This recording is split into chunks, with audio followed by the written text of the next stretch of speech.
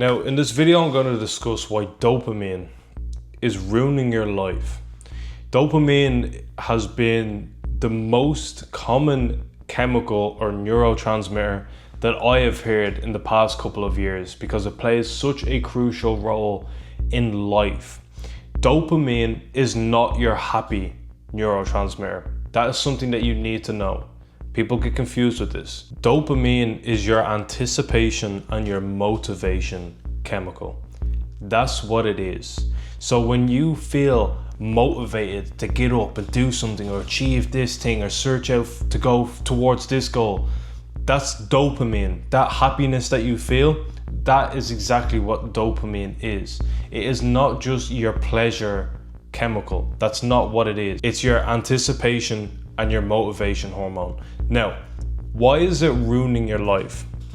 There is a huge surge in what I would call a dopamine crisis right now. It is everywhere and it's spreading like the fucking plague. Now you might think, oh Nathan, well, like feeling good and feeling like pleasure and motivated, isn't that a good thing? Absolutely. But in the right ways. It's the same thing when you look at sugar. It's like, yeah, well, there's good sugar and then there's bad sugar. There's good cholesterol and then there's bad cholesterol. When there's a good version of something, there's probably a bad version of something, and too much of anything is bad, right? Because it's too much. When you are getting dopamine that is not earned through delayed gratification, meaning that you are working on something for an extended period of time that was difficult for you to do or difficult for you to achieve, and you do that said thing and you get dopamine that way, you go for a run, you do a marathon, you do something that challenged you, that was healthy for you, you started a business, you started doing something to help you achieve your goals. Amazing, fantastic, great dopamine. When you are getting dopamine from jerking off or opening up a website or putting an electronic vaporizer up your gob or putting snus in your mouth or smoking or doing degenerate stuff that you know is bad for you, that is bad dopamine. That is what we call cheap dopamine that you probably don't even deserve, and we don't want that. If you are getting all of your dopamine cheaply by doing things, typically by doing things that don't require much time, energy, or focus, that is usually a bad source of dopamine, and that is exactly what we are experiencing now. These websites that people are clicking on to get cheap dopamine, to feel pleasure, they're spreading everywhere. Every social media platform you go on, you're seeing that sort of stuff to encourage that type of stuff. Vapes have skyrocketed, absolutely skyrocketed. I go through town and I guarantee you I will see at least a minimum of 10, 12-year-olds smoking or puffing vapes to get their strawberry lemon ice. That is cheap dopamine, and that is spreading everywhere. Now, when I'm referring to dopamine as a bad thing, the reason why it's ruining your life is because it is coming from the bad source. It's coming from something that you did not deserve. You're getting that surge of dopamine from doing things that didn't improve your life, that weren't that difficult to do. That is why it is ruining your life. That is the version that I am saying is bad for you when I'm speaking about how it is ruining your life. When you experience a surge of cheap dopamine, you have a cigarette, you're puffing on vapes, you're getting snus, you're opening up a website, these exact same things. When you fulfill and achieve the thing that you went to do, right? You smoked, you vaped, you jerked off, you did whatever, and you got that cheap sense of dopamine. How dopamine works is, you will probably 2x or 2.5 or 3x your baseline dopamine, okay? So think of your brain, right? This is your brain. Lovely, Nathan. This is your brain. Your dopamine baseline is here, okay? And you surge for dopamine. You look out for dopamine. You're trying to get as much as you possibly can. You do the thing that you said you wanted to do. You took out your vape, whatever. your dopamine will go up. You had that bar of chocolate, you got that takeaway, your dopamine will go up, you experience peak dopamine. And then once you get what you set yourself out to do, what actually happens is your previous baseline was here, where my finger is. Now it's down here. So it actually drops down below baseline when you achieve exactly what you want to do. Now, what is dopamine? Dopamine is your aspiration and motivation chemical, right? Well, if that's gone below baseline of what it usually is, how am I gonna feel? Unmotivated. I'm not gonna feel like I wanna do anything or go anywhere. You know, when you searched out to get that thing, that chocolate bar, the takeaway, you got home, you were abroad and you were craving the takeaway, and the thought of the takeaway was absolutely amazing. Your dopamine is up here, you had your takeaway, you feel shit, your stomach is all over the place, you're on the fucking toilet for about half an hour and you're in the dumps. It's below baseline. You're there, you're jerking off, and then you do what you need to do, and then boom, you're depressed of what we call post-nut clarity, okay? That's exactly what it is. So when you get a surge of cheap dopamine, your dopamine will go up to 2.5, 3x your baseline. And then when it goes down after you experience it, you will go below baseline and you will feel worse and you won't feel motivated. Now, if you're somebody who depends on motivation, or if you're somebody with big dreams and goals and aspirations, obviously, if your neurotransmitter that's responsible for aspiring and motivation, if that's in dumps, you need to get that back in the game and you need to prioritize that exact said thing. So obviously that is not good. When you are surrounded with cheap dopamine, you will get so used to experiencing things whenever you want them, and you will become so used to having such fulfillment and such happiness when you achieve the thing that you say you want to achieve, like getting your vape out and puffing on your vape and feeling the strawberry ice or the lemon or whatever that shit is, whatever you're puffing. When you don't have your vape, when you're not able to experience that, and then you go through life normally without your vape, your normal life feels shit. It's like, what am I doing here? It's like, I don't want to be here. Even if you're doing something that's really fun and exciting, you won't want to be there because you remember the thought of how you felt and how fulfilled you were when you had your vape, when your dopamine was spiked, when you could easily just get dopamine out of your pocket. Just, oh, now I'm happy again. Oh, now I feel shit. Oh, well, I feel shit. Oh, dopamine again. And then you go outside, you don't have your vape, and then you feel like fucking ass. This is ruining your life. And I'm not saying that you shouldn't be able to like drink or do these things on the occasion that will give you cheaper dopamine. I'm not saying that. I'm just saying that you should understand how it works, so then you can later build a better relationship with it, and it will actually help you improve your life. Now I'm going to explain exactly how we can do that, how we can have a good relationship with dopamine and feel motivated and feel inspired and want to do these amazing things and fulfill our dreams and go after everything and still feel good without always having to have cheap dopamine pushing us, giving us fake hope and fake fuel, and then bursting us up for a little bit and then having our baseline just absolutely whacked and feeling shit. Having the ability to feel sober, be sober, and have a clear mind and work hard but still enjoy life. Now, how do we do that? Sorry for disrupting the video, but I have an entire self-improvement module inside of my private community Datasets VIP, where I speak about my own personal journey, the things that I've went through, the things that I've learned along my way of becoming a better man, a better person, and a better entrepreneur. For the past 6 years, everything that I've learned, I've put into one module inside of the Datasets VIP community. If you want to access that and access a community full of like-minded individuals, people who are all trying to become the best version of themselves, you can access it in the link in the description on the Datasets VIP. This is my private community, and I hope to see you after the video. But anyways, let's get back to it. Well, the first thing is realizing that you don't need to stop doing these things that you're doing for cheap dopamine completely.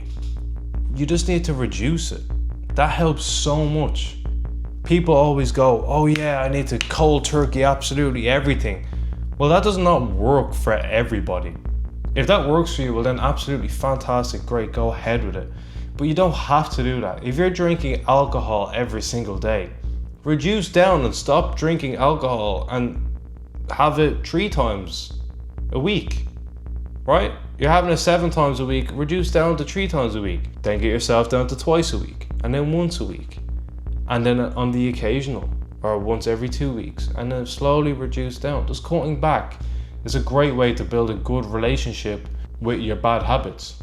Another way of fixing your dopamine is by avoiding your phone in the first hour or 30 minutes even of the day. Don't wake up and instantly just grab your phone from under your pillow or on the side of your bed where your desk is and just look at your phone and go through these notifications and Samantha and Jennifer and Paul and Michael liked my post, and they also commented and reposted and put it on their story. Oh my god, that's amazing.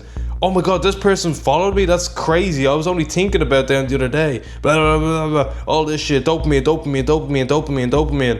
And then you get out of bed and then you start your day and you drive to work and you started your day up here with dopamine. Your dopamine is absolutely bombing. And then you go out and experience what your actual life is, and you're freezing cold and your car needs petrol and you're standing outside and you're anticipating work and it's only Monday, and then you just want to kill yourself, and then your boss is being a prick, and then you just had enough. And then your whole day is just down here. You don't feel good. That's all because you started your day on your phone. I'm only messing. But that's a good way to help you. Avoid going on your phone for the first hour or 30 minutes of the day. That helps a lot.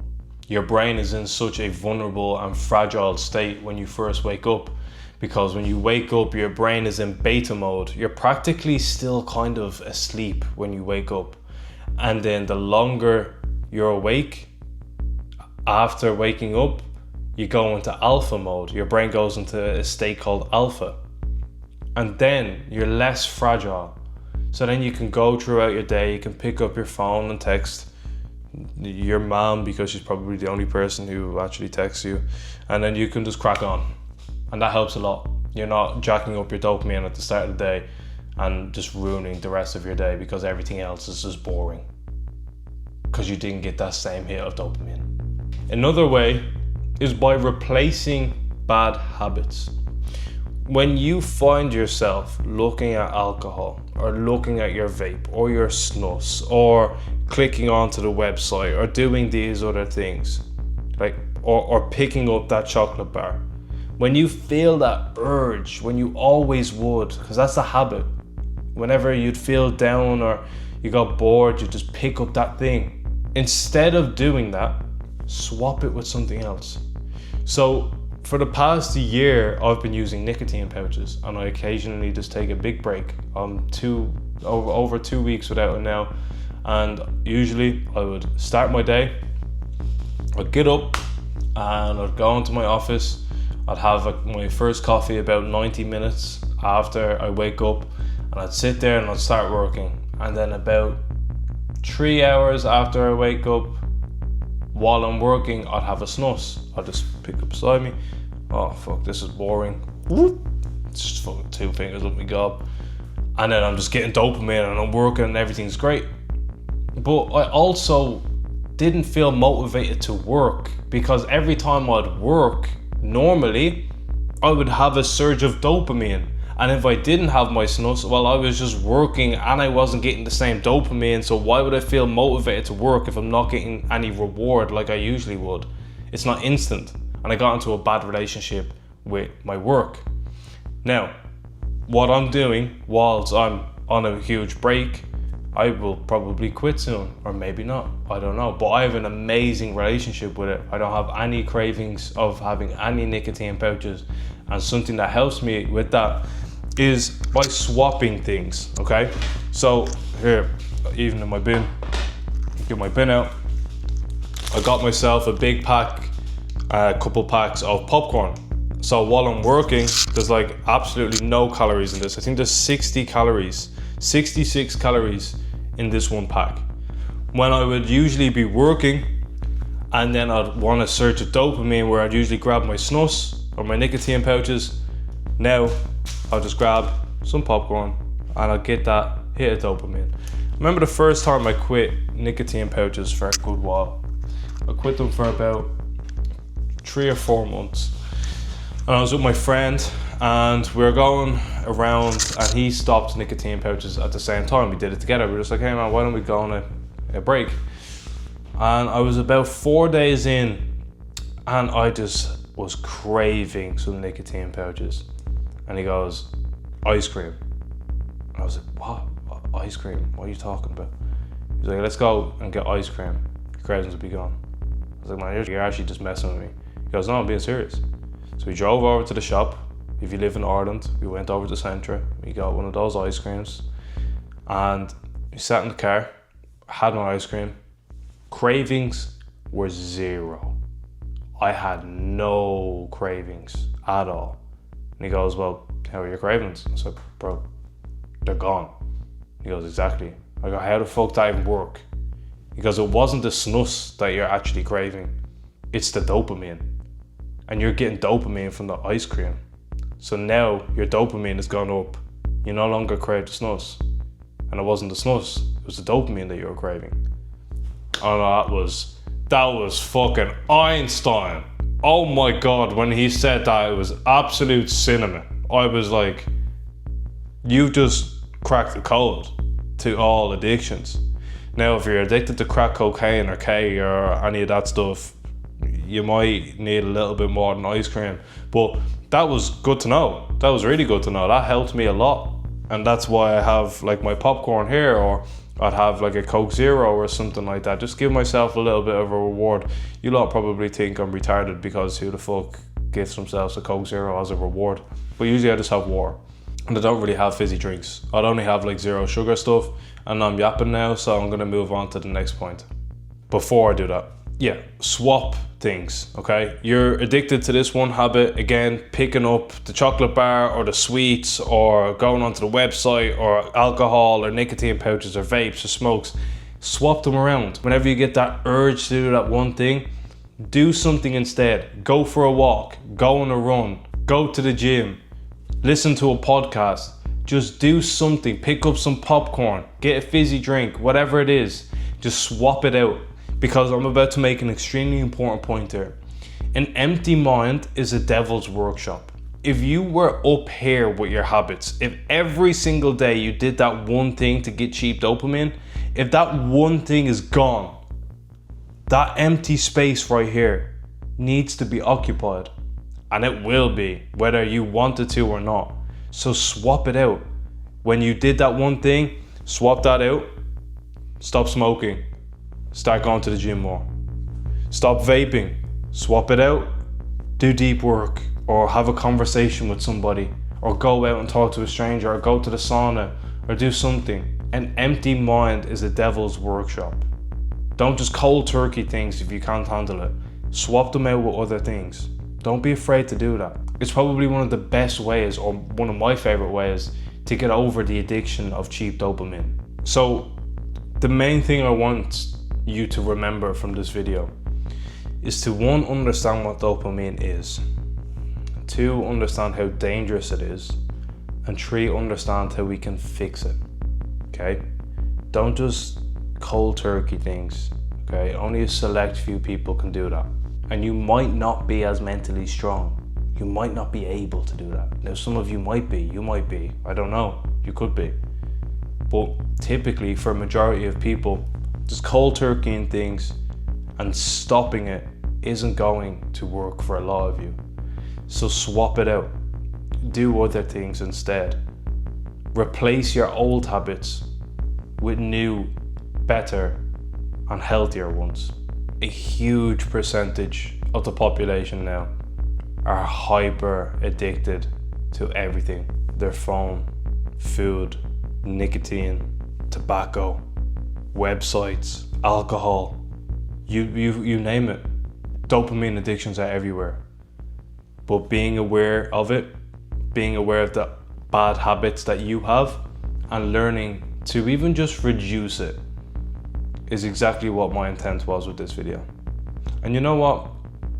Making this video, I'm going to make an entire presentation on this inside of the Datasets VIP community. I haven't made one yet, but by the time you see this video, it will be made. And you can access that inside the Datasets VIP community, and I will link it in the description. The first step to any sort of improvement is awareness. And now that you are aware of the things that may be holding you back or preventing you from experiencing the best life you possibly can, I hope after this video you can go out there, get your fucking life together, and we can all improve together. And anyway, I'll see you all in the next one. Peace.